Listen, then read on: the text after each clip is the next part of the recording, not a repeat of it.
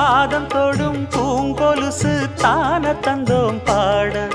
வேதங்களும் நாதங்களும் வேண்டி வந்தது கூட பாதங்களை பார்த்ததுமே பார்வலிய மேல வேதனைகளை மாத்திடும் அவ விரிஞ்ச செண்பகச் சோல பூத்ததையா பூவு அது கையழகு தூக்குதையா வாசம் அது மெய்யழகு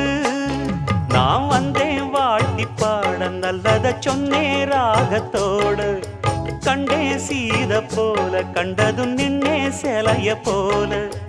இந்திரலோகம் சந்திரலோகம் சுந்தரலோகம்